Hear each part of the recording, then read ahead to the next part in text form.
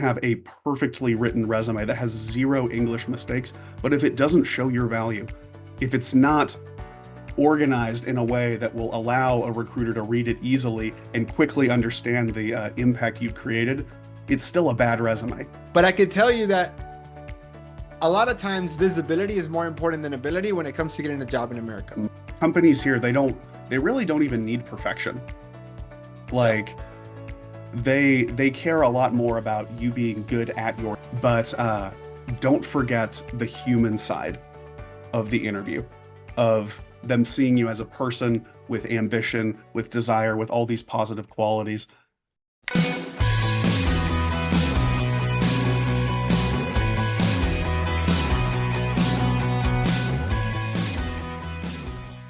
All right, welcome back to this episode of the How to Get a Job podcast. And today's episode, we're going to be talking about how do you have a prosperous career if you are a foreigner, if you are an international student, if you are a first generation American, if you are an immigrant to America, and you are maybe having some self-limiting beliefs that it's challenging for you to enter into this culture, into the communicate your values. How do you just propel yourself to the next level? And that's what we're here to do today. We have two people here, myself and Grant Sunby, and we both are specialists on helping international students get jobs. I specifically work with a lot of Indian American students, and I know that Grant focuses on Korean students, so we can come here from different angles. And anyways, I have Grant Sunby with me today. He is a career coach and an author. Grant, welcome to the show.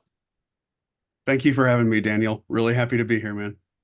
So, we'd love to hear, your journey. How did you become a career coach for international students, specifically for Koreans? Absolutely, yeah. Like, why do you work with Koreans is probably one of the most common questions I get on LinkedIn, because it does seem kind of random. But after graduating college, I moved to Seoul, South Korea, which is their capital city, and spent about 3 years working at some various business communication academies. These are schools that help adult business professionals who are working in international environments communicate better. So helping them write better English emails, prepare for presentations, all of the important stuff they would need to do in English in their work lives. And first of all, I loved it. I loved getting to work with people that were motivated, that had these big dreams for their careers, that were hardworking. I'm sure you experience that a lot with the students that you mentor. And also, I noticed that there was a very big disconnect between the generalized curriculum that was being taught in these schools and what people actually need to thrive in global work cultures. Like, there was a lot of focus on grammar, on taking exams, on memorizing lists of vocabulary, Yeah. when in reality, you don't necessarily need that. You don't need this advanced mastery of the English language. You need to be able to communicate with clarity, with professionalism. If you're Yeah. giving a presentation, it's not about the vocabulary you're using. It's about how can you move from topic to topic in a natural way? How can you speak with conviction and passion and show that what you're talking about actually matters to you? And those are the things that I really started focusing on in my coaching sessions. And while I was doing that, first I started to get really good results with the clients I was working with, but also I met so many people in Seoul who just get such bad deals when it comes to work. They're working these extremely long hours, they have long commutes, they have demanding bosses, and I think they deserve so much more. Yeah. And so, what really inspired me to start my coaching is that, one, I think Korean people deserve way better when it comes from the actual academies they're taking lessons at. And two, I think they deserve so much more when it comes to their careers. They have a lot of value to offer the world, offer the workforce, and they deserve to be at companies that really value everything that they can bring to the table. I just want to just like double down on everything you just said and more, because Mhm, um mhm. I'm originally from Colombia and in Yeah, Latin yeah. American culture, right? And there's a lot of similarities with Asian culture and Latin American culture when it comes to the Mhm. family side.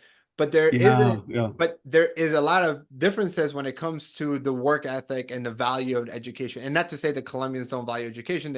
I think they Hmm. do, but not to a certain level that I think Asian cultures like China, Korea, or South Korea. Hmm. Hmm. I don't Hmm. know about North Korea, but Yeah. India, Malaysia, all these Singapore, like all this, the Asian cultures, they just value education to the Hmm. next level. Hmm. And what's really interesting is that I kind of fell into helping international students by accident. I used to help Hmm. minority and first generation students, but a lot of the people that came to me for help were international students, particularly from India. Like I would say 95% of our clients are Yeah, from India. yeah. And they just had this amazing work ethic. They do. I say half because I'm Hmm. talking about the people who've Hmm. gotten jobs and have left the program. But Hmm. and then what?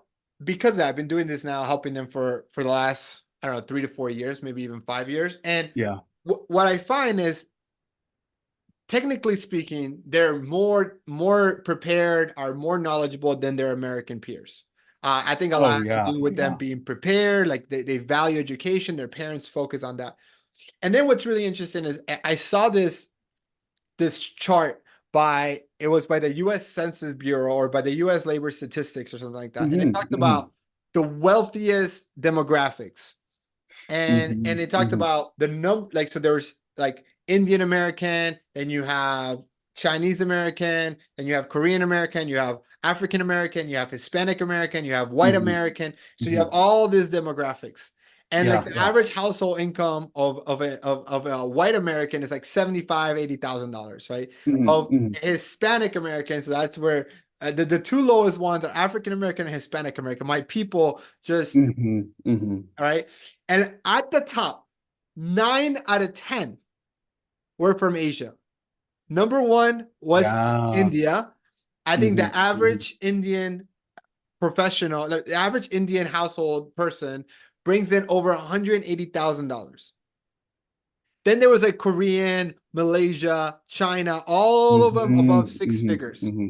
And then there was another chart right next to it, and I'll have to send it to you because it's incredible, right? Sure, It sure. talked about what percentage of the population has a degree and then a high, like a Mm. master's and a Oh, I'm PhD. sure the Asian countries are just So again, killing it in terms of grad degrees. like Yeah. 80% of Indians, and again, I remember specifically the Indian Americans because again, that's who I work with. It's Hmm. like Hmm. 80% of Indians have a bachelor's or higher.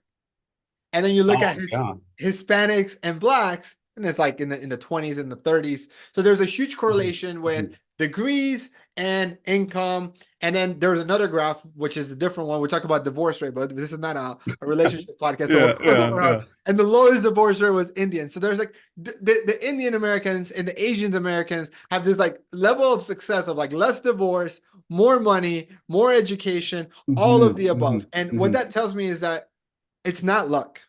There's not luck. It's like an element of like their work Hmm. ethic. Now, Hmm. the reason Hmm. why I'm bringing all this up is to all you that are listening, that are, foreigners, international students, you're just not from America, but you're from Asia. The good news is you're going to be okay. You will be okay no matter what, whether you work with Grant, whether you work with me, whether you work with none of us. Statistically speaking, you'll be fine in the long term because your work ethic won't let you fail. But what we're here to talk about today Hmm. is Hmm. the short term. If you're newer to the country, is the uncertainty of how do I make sure I make it to the point where I have like 3 to 4 years of experience in America? Because once you have that, you're good. Like you're gonna be able to then get better Hmm. jobs, Hmm. and you Hmm. you can have your work, like your work will speak for yourself, because I have no doubt that if you get the job, you'll be the first one in the office, the last one out. Like the work ethic will then picks up. So I think, Grant, and the reason why I kind of was setting the scene is I do Hmm. think Hmm. that our job really primarily comes as how do we jumpstart their career so that they can Hmm. be Hmm. successful in their first 3 years in America. And because after that, I think they will be, we'll set a foundation for a successful career. Absolutely, man. Yeah, yeah. I love that. I love that. Yeah. Short tracking their already inevitable success. Yeah, they have everything required to be successful, right? Like they Hmm. have the Hmm. know-how, they have grit, which is the number one indicator of success, which is grit. Like Hmm. they have Hmm. grit.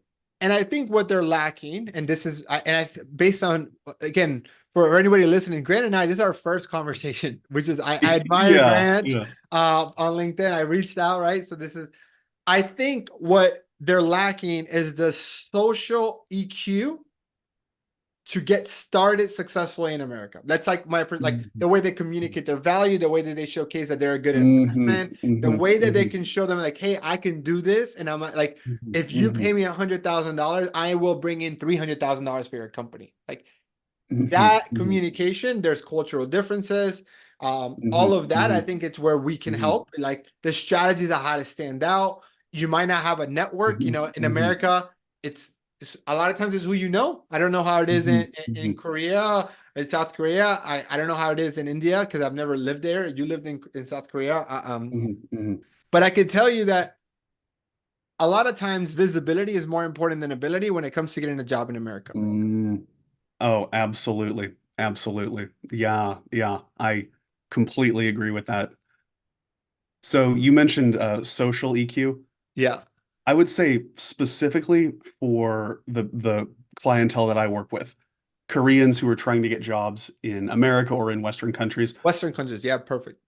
if I were to summarize it in a single sentence, it's just a disconnect between the way they present themselves and what they believe will get them a job versus what will actually get them a job, what hiring teams care about, what they want to see. Hmm. And earlier, I mentioned the focus on education. So this would be more for the Korean market, but I imagine it's true with a lot of Asian countries. There's so much focus on learning English as like an academic pursuit. It's all about mastering the language, getting these really high scores on English exams. And so, what I find with so many of the clients I work with, their number one focus is English. Like when we're editing their resumes, their questions are like, is this the right business expression to use? Or can we, here, I wrote a script for all my answers for the upcoming interview. Can you edit this script and fix the grammar mistakes? And you know this as well as anyone, Daniel. You can have a perfectly written resume that has zero English mistakes, but if it doesn't show your value, if it's not organized in a way that will allow a recruiter to read it easily and quickly understand the impact you've created, it's still a bad resume. Mm. Yeah. There's a difference between having good English and selling yourself as a job seeker. And so what I really focus on with people is let's not worry, like, yes, I will help you with your English. I'll correct all the mistakes, but let's not focus 100% on is this answer correct English? Let's focus on does this answer show that I am 100% qualified for this role? Does this answer show that I've created a ton of value at my previous company? And is this answer explained in a clear enough way that a hiring team who has never met me before can recognize that I'm special? Yeah. Yeah. I love everything you're saying there because it's so true. Hmm, hmm. I don't necessarily think this is like a foreigner's uh limiting belief. I think that is a human limiting belief to always, because we know ourselves so well, we know what our weakness Yes. is. So Yes. that we Yes. think that that weakness, everyone else sees that weakness. So we assume, okay, I Hmm, know my English is not as good as Native Americans, people who are native to the American, like, hmm, hmm, so I will then connect to say, okay, the reason why they're not hiring me and they're hiring them is because of my English. So then now I associate everything to be in my English. So my I create a self-fulfilling prophecy of saying, okay, because I bring up this so much, then I'm no hmm, longer being hmm, that's right. I knew I was going to get rejected because of that reason. And hmm, for all of you that are listening to this, I hope my story can, and I'm going to share with you guys what I mean by this, can be a level of encouragement. hmm, hmm, I still to this day, I wasn't born in America. I moved here when I was younger, but don't know how to spell correctly. I suck at spelling. I'm probably the only best-selling author that you will ever meet. I graduated with a 2.9 GPA and had 12 job offers. Um, hmm, and it wasn't and trust me, like not knowing how to spell does hurt me. Like it still hurts me, you Yeah, know. I bet. Yeah. I think I'm dyslexic. That's besides the point. But I just Mhm. it hurt me in my corporate career, my 6 years at PepsiCo, but it Mhm. didn't stop Mhm. me. So and I Mhm. believe if you're listening to this, odds are you probably know how to spell because you probably spend a lot of time on the grammar, like Grant was saying, and so you probably do know how to spell. And I just think like you know enough English to be successful in a career. Mhm. Absolutely. Absolutely. Yeah. If you are from a foreign country and you're listening to this podcast right now and you can clearly understand what we're talking about without any difficulty, your English is good enough to get a job in an Yeah, English speaking country. yeah, Yeah. You have the right strategy. English, you're good. Companies here, they really don't even need perfection. yeah, Like they care a lot more about you being good at your job. This is especially true if you're in tech or in yes. some sort of like specialized field. Like if you're a programmer, be an amazing programmer. That's going to get you a job. And as long as your English is good enough that you can communicate your value and it's not a barrier for you to contribute in the workplace, you're going to be just fine. Hmm. That's so true on the that's so true on the fact that it's all what employers are really looking for is communication of value. It's Yes. Yes. it's look and here's the easiest way I can describe it to you if you're listening to this. It's like every company in the world, even the companies in America that are some of the biggest, largest companies in the world, right? Has limited resources. No company out there has unlimited Hmm. resources. And so Hmm. because Hmm. if we can agree on that fact that every company has limited resources, they can't go and hire every software engineer in the world because if they had unlimited resources, then that would be the solution to the problem. If I hire every software engineer, then my software engineer problems will be solved and my competition can no longer advance because they don't have the talent, right? But even Apple, Google, Tesla, Amazon, the US government doesn't have unlimited resources. Therefore, every time they hire, they're making a conscious decision of investing in hiring you because if they're paying you Hmm. $100,000 to do to be a software engineer or a developer, they can't use that $100,000 for any software. They can't use that for any marketing. They can't use that for any Hmm. buildings, vehicles, equipment, you name it. Which means that it's a allocation of capital, right? And whenever you're allocating capital, whenever you're making an investment, you as an employer or as a company or even as an individual, you look at two factors. What is my risk versus my reward? Like, what is the risk and reward? Like, especially Hmm. think about if you come to America to study here, there's a cost to doing that. And what is the reward is that you can potentially get a job in America that makes a multiple more than if you were to make in Korea or India or wherever you're Hmm. from. So it Hmm. might be worth the investment. And so Hmm. companies look at it the same way. If I'm going to hire Grant to do something, what is the risk of hiring the wrong person? And what is the reward if Grant does it correctly? And you can get this number by overall company number, or you can try to get it for your individual role by saying, okay, what's the profit that Google has divided by the number of employees, and you can see profit per employee. And whenever you're applying for the role, if you can quantify how you're going to be able to generate either make or save the company that much money, Mm. there's very easy path for you to show that you're a good investment. Absolutely. Yeah, yeah. I love that. Love that point. I've never done that before. The divide profit by number of employees. That's a great tip. I like that. Or even revenue, right? But I think the Yeah, point is yeah. like who the most qualified candidate rarely gets the job, Yes. right? Yes. It's the one that shows their value the best, the perceived value the Hmm. best. So the Hmm. hiring manager feels like, okay, likelihood that this person stays with me for at least 2 years and can do the job correctly is the person who gets the job. Because, 100%. Yeah. right?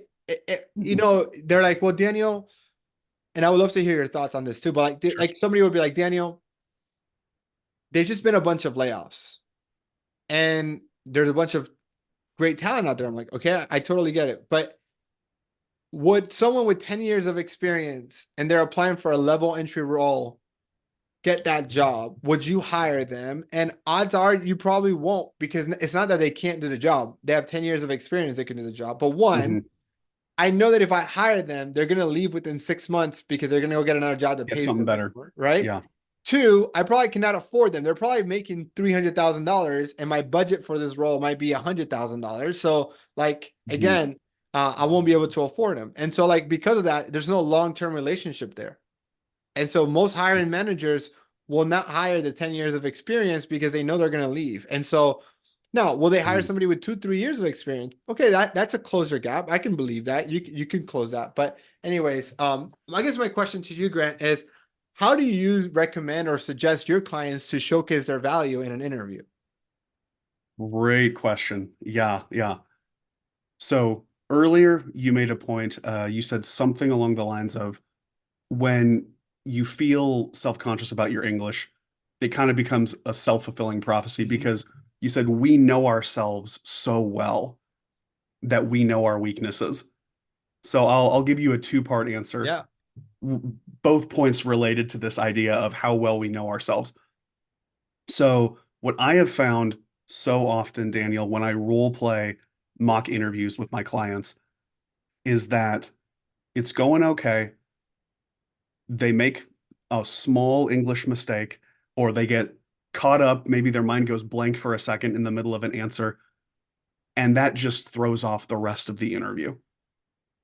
And they become so focused on the words that they're saying, and they become so focused on mistake avoidance that they don't deliver their message with conviction. And it rather than coming across as they're speaking from their heart, they're speaking with passion, it comes across that they're just regurgitating something they memorized earlier. And that like robotic, emotionless delivery where you're just so focused on the words that you're saying that you aren't even thinking about how you're saying them, that can hurt you way more than making a few mistakes throughout the interview. So something that I always try to emphasize with my clients is their perception of you. It's not 100% going to be the words you're saying. That's important, but it's also going to be how you speak, your body language, your tonality, your facial expressions. All of these things are going to play into their impression of you. And if you're so focused on the words, we tend to ignore everything else. So the first thing I would recommend to people is like, yes, you want to be coherent in everything you're saying, but don't forget the human side of the interview, of them seeing you as a person with ambition, with desire, with all these positive qualities, because those are going to help you just as much to earn an offer. So I'd say that would be number one. And also, what I've found with basically everyone, including native English speakers, we know ourselves so well that we have a tendency to forget that other people don't. The hiring team, they have basically no background on you. And so it's so often when I'm working with people that they jump right into the details of what they've done at their company when the hiring team has never even heard of this company. They don't know what the project is. They don't have any of the background they need to understand what this person did. And I thought if it's cool, I could just give you a quick Yeah, example from a recent coaching session. let's do it. So I have a client who's a software developer, and we were role playing this like unified task management system they created at their company. And when we were role playing it at first, basically all they said was, I built this system, it took our inconvenient system and made it convenient. And if that's all you get, if it's just, okay, inconvenient to convenient, you can't really see the value. You don't really know what actually happened. And so I asked her, I was like, okay, you said it was inconvenient before. Why was it inconvenient? And turns out her company has several teams. There was no universal system to manage all the tasks. So every team had this different list of priorities, list of projects they were working on. Nothing was integrated together. So she took the tasks from all the separate teams and made a single page on the company website backend that everyone could track what everyone was doing. And so I asked her, you say it made it convenient. How? Can you give me any type of measurable number? And it turns out that this system she created cut down meeting times for everyone in the company from 3 hours per week to 1 hour per week. There was 45 people working there. So just by developing this system, she basically saved her company two full-time employees worth of work every week. And she's just a junior developer. So saying saying everything I just said, how she integrated all the data together, cut the meeting time down from 3 hours to 1 hour per week, saved the company 90 hours a week, which led to them hitting all their project deadlines. That is a much clearer picture of what she did than just saying she took an inconvenient system and made it convenient. So, what I recommend for the clients I work with, as well as like anyone who asks me for interview help, is with every answer, ask yourself, could somebody with zero context understand this? Could Mm. they understand it? And is it clear to see from this answer that I have generated value and did my work at a high level? I say go into interviews and assume they don't know anything about you other than your name. And most of the time that's all they know, right? Because they read your Exactly, resume and spend exactly. maybe 2, 3 minutes reading it at max. Like they might have checked your Hmm, LinkedIn, hmm. and that would be as much research they've done on you. And especially if you're at the Yes, early rounds yes. of interviewing. But I love that example because it's such a good, like the way you communicate or you helped her communicate her value is you showed that hiring team why this is a no-brainer of an investment, right? Like Hmm, if hmm. and if you got to think about this, if you're listening to this, think about this a lot. Why do companies interview? Like, why wouldn't a company just hire the most qualified candidate that they submitted a resume and be like, hey, Grant, saw your resume, you're hired? That's never Hmm, happened. I've hmm. never known anybody that's gotten an offer just by applying, Hmm, right? It's always hmm. been, hey, Grant, thanks for applying. We'll love to, proceed to an interview. There's always an interview at the, Sure. at the step, right?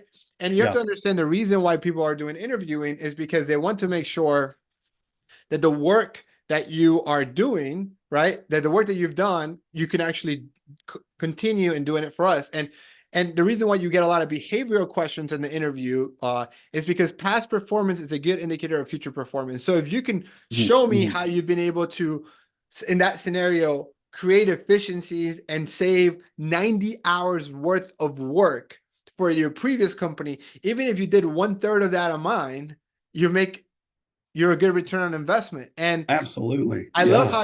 how you were able to help her communicate. That's a massive, massive savings. That's 90 hours. That's over two Hmm. full-time employees that she's Totally. able to save. And that's awesome. That is awesome. Kudos to you and Hmm, your client. hmm. Thank you. Appreciate that. Yeah, absolutely. What other, maybe what are some of the biggest mistakes that you're seeing foreigners make, and some advice on how to overcome that? Hmm. Sure, sure. So, other than everything we talked about so far, Yeah. I think, at least for the market I work with, networking is something that people tend to undervalue or just feel very hesitant towards doing. And something that I tell people is working hard as a job seeker is not clicking easy apply 250 times on jobs on LinkedIn. It's not just spreading your resume out, throwing it to any company who has a job even remotely relevant for you, and just waiting and hoping you hear back from someone. Rather than sending those 200 easy applies to companies that have never heard of you and you aren't even that good of a fit for the job being displayed, I would go with 200 connection requests. Hmm. A really common question I get is it possible for me to get a job? Or are companies open to hiring foreigners? And what I usually tell people is, are companies generally speaking open to just hiring foreigners for the sake of hiring foreigners to be nice? No. Are they interested in hiring people who are great cultural fits, who are qualified for the job, and who are interested enough that they're going to stay there long enough to create value? Absolutely. And if they just happen to be foreigners, that's just the situation. It's not necessarily good or bad. But if you are someone who's passionate about getting a really good job in the United States, no matter what your background is, no matter what your nationality is, I feel like you have to do more than just sending a resume and waiting to hear back. Mm. Yeah, So, oh, go ahead, man. I was gonna actually just agree with you on that. From my experience in the United States, now spend the majority of my life here, I don't think like United States is capitalistic at a fault, meaning that they're not like hiring you out of goodwill, but they're also not Hmm. hiring you because they have an agenda against hiring foreigners. So like I don't Yeah, think like yeah. it's neither the Americans are so nice this is charity for them, or neither is I am only going to hire white Americans. Like it's not that black and white. Like I don't think it's that way. Hmm. I think business owners, hiring managers, recruiters are just hiring the best person that can solve their Hmm. problems both short and Hmm. long term. Hmm. And there is a massive need, specifically in tech. There's a talent gap in the tech side that I do think that foreigners do a good job at filling. There's a reason why, if you think about the H-1B lottery, there's 80,000 spots available, and there's always 300,000 plus applicants. That's 300,000 people that have jobs that have companies that are willing to sponsor. There's a gap, and there's a knowledge gap that I think that the foreigners close. And so Grant, what you're saying is so true. Like if you have the technical skills and communicate your value, companies are not discriminating towards you on a positive or a negative way. And Hmm. whoever can Hmm. communicate their value best and have the skills to do it, right? It's gonna walk away with a job. Absolutely. Yeah. Going back to what you said at the very beginning, companies, they don't necessarily hire the best person or the most qualified person. They hire the person who communicates their value the most. So the Yeah. company feels like they will get the best investment or best return on their investment by hiring this person. Yep. Yep. Grant, before we wrap it up, I would love for you to share a little bit more about what you do. And if people listening to this podcast are interested to learn more about your coaching services, where can they connect with you and learn more? Absolutely, man. So I am most active on LinkedIn. I'm sure you'll put my link I will. somewhere. Awesome. Awesome. Yeah. Anyone here would love for you guys to follow me. Feel free to send a connect request as well. Just let me know. Hey, I watched Daniel's podcast. Would love to connect. I'll accept all of you guys. And as far as coaching goes, I have a 4 month program right now. It's called the Career Accelerator, where I work one to one with mostly Koreans, but I have actually taken a few people who are non-Korean. So if you like this, if you go to my website, you like what I talk about, I'd be open to working with you as well. Where basically my goal, Daniel, is to create a program that leaves no stone unturned and is A to Z through the entire job search process, from figuring out what you want at the very beginning, clearly defining all your selling points, going through all of the document creation, LinkedIn profile writing, networking, and then preparing and role playing every stage of the interview process. I I think there are a lot of career coaches that offer kind of isolated services. They have the resume editing, they have the interview coaching. I want to put everything together. My goal for my program is that it's the last career coaching anyone needs. That they, if they I get love it. this, they get everything they need to go from A to Z to get the job that they're hoping for, or maybe even a job that's better than what they were expecting. Because I've had clients who they almost didn't apply for roles because they didn't even think they would get an interview and they ended up getting the job. That's awesome. Thank you, man. Yeah. Yeah, yeah. No, I love your work, and I love like, as for a fellow career coach that does international students as well.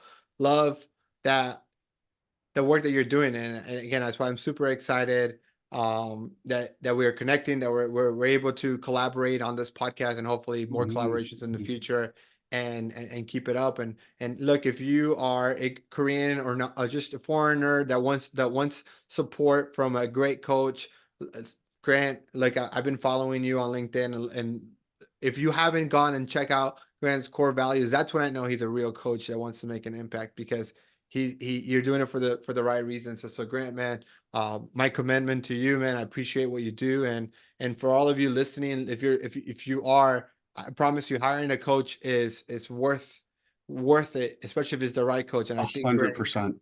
Grant Yeah. can be that Yeah. coach for you guys. And if you're enjoying this episode, I would love for you guys to leave us a review, share this with a friend, and go follow Grant. Go get a hold of Grant. Grant, thank you so much for being here.